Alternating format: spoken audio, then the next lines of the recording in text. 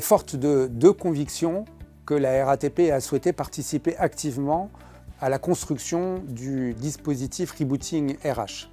La première conviction qui nous anime, c'est que la RATP, comme toutes nos organisations, fait face à un nombre de défis considérables, à la fois en importance, en simultanéité et en quantité. Les défis des conséquences de l'arrivée de l'intelligence artificielle et des data dans nos organisations, les défis de la transition écologique, les défis de la multiplication des enjeux sociétaux.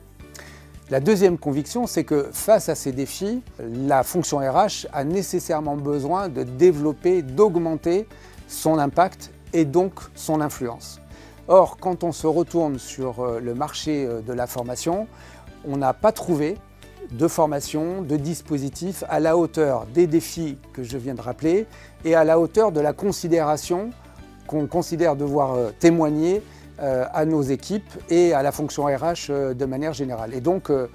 on a considéré que fort de l'adage « on n'est jamais mieux servi que par soi-même », on avait intérêt à participer, à contribuer fortement à l'élaboration d'un dispositif approprié. Au regard des enjeux qu'on doit tous relever, les objectifs que nous poursuivons avec le dispositif Rebooting RH sont les suivants. Le premier, c'est de donner la possibilité à chaque participant d'augmenter son impact à la fois personnel et l'impact des équipes que nous dirigeons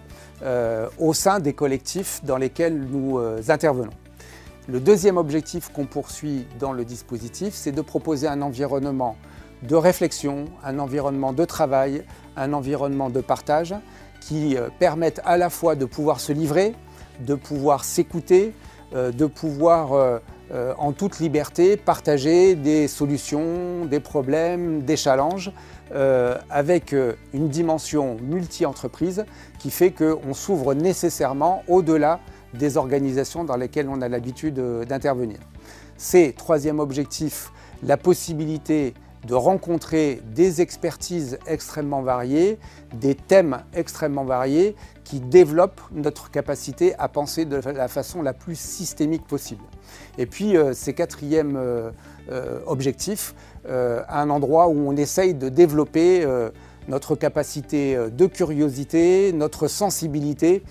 pour développer le plus possible l'empathie qui me paraît être nécessaire dans notre fonction. On a tout simplement l'ambition de proposer aux personnes qui sont à un moment important de leur carrière et à des niveaux de responsabilité importants, un véritable MBA des ressources humaines qui ne nous paraissait pas exister sur le marché.